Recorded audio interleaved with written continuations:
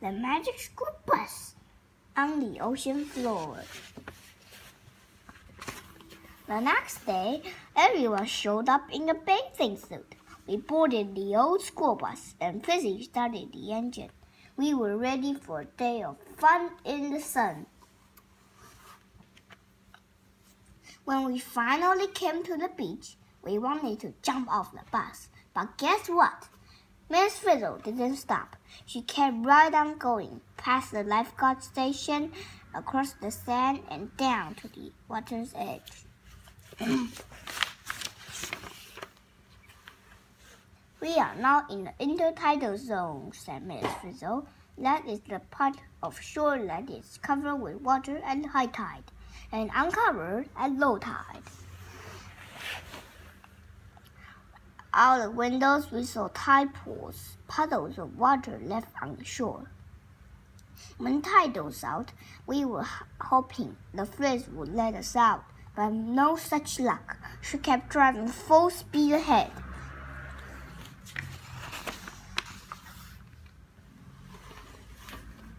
As the bus splashed through the waves, the lifeguard blew his whistle. Frizzy didn't stop, so he came rushing out to rescue us.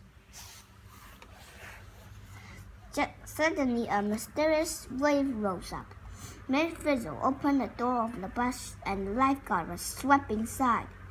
Outside the windows, we saw nothing but rushing water. We screamed and closed our eyes.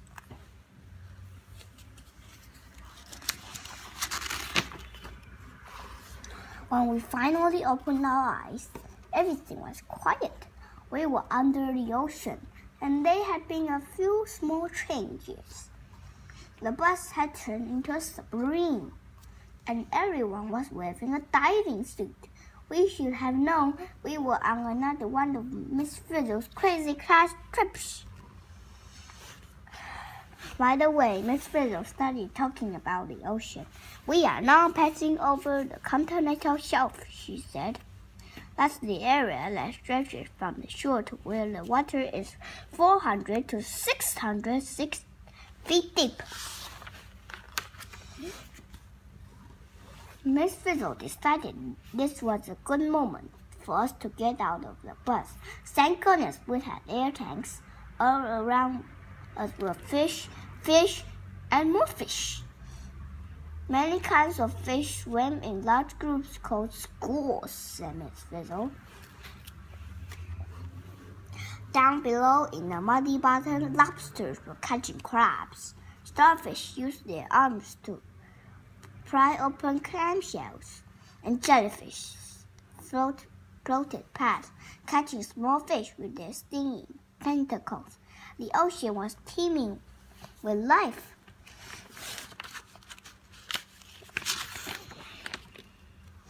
Miss Frizzle said there was life in the water we couldn't even see. She pulled out a microscope and made us look at the seawater.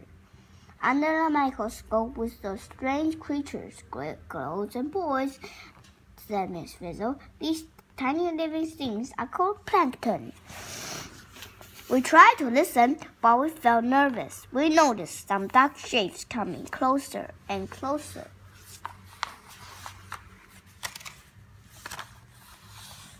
Oh no, the shapes were tiger sharks. Miss Frizzle told us not to worry. She said most sharks would not eat people. The number of people killed by sharks every year is very, very small, said Miss Frizzle. We panicked anyway. Then an enormous whale shark slid by. Whale sharks never hurt people. They eat nothing but plankton, said Miss Frizzle. The giant whale shark swam down, and we went along. We were leaving the continental shelf, following the steep cliff called the continental slope. We were on our way to the deep ocean floor.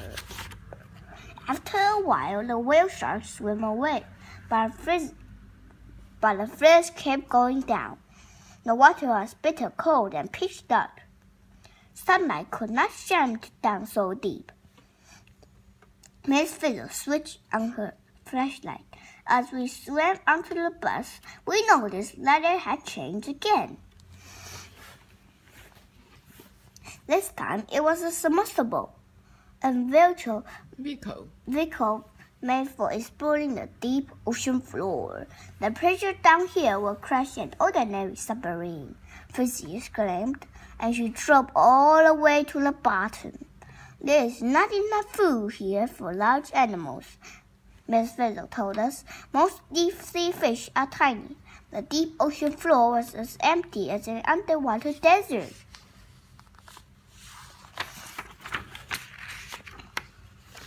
Then up ahead, we saw a spot that was full of life. It looked like an undersea garden with all kinds of strange animals in it. This is a hot water vent, class, said Frizz. A vent is an opening in the ocean floor. Flowing from a vent is super hot water mixed by hydrogen sulfide gas. Miss Frizzle said that there was other vents on the ocean floor. Unfortunately, we don't have time to visit them, she added. Then she pulled up a lever on the dashboard, and the bus zoomed toward the surface. Soon we were motoring over the open ocean toward the sun-drenched island. The bus had changed into a glass-bottom boat.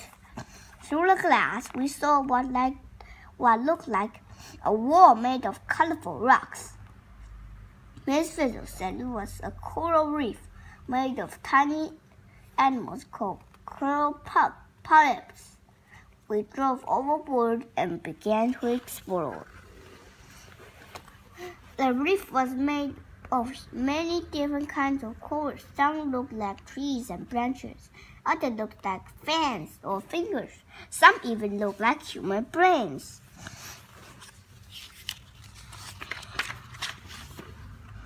A coral reef makes a good home for many ocean plants and animals, said Frizz. We saw crabs and lobsters, huge eels and octopuses, slimy sea slugs, and spiny sea urchins, and the most colorful fish in the world. Too soon, Miss Frizzle said it was time to go. No one wanted to be left behind, so we all climbed aboard. Frizzy stepped on the gas, and the bus charged away from the coral reef.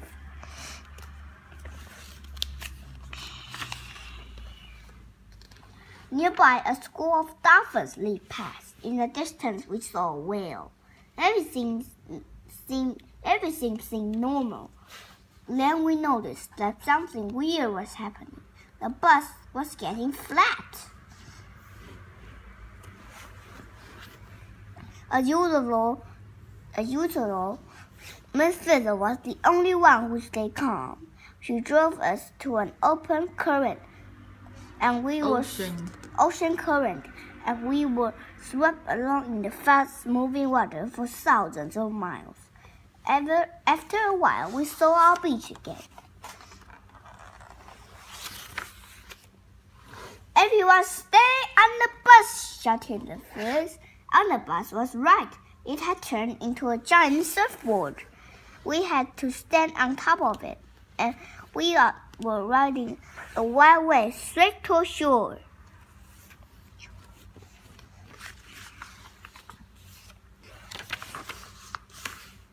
Oh no, it was a giant wipeout.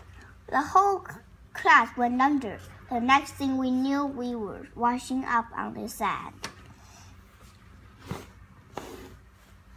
Our diving suits were gone, and the bus was its old self again.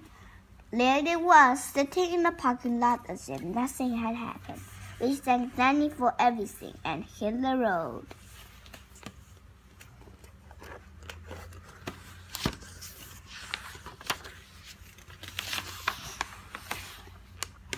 Back in our classroom, we made a terrific chart of the ocean for the bulletin board.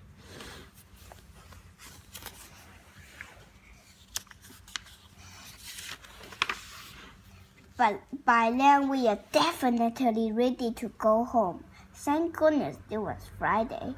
After that class trip, we really needed a weekend off.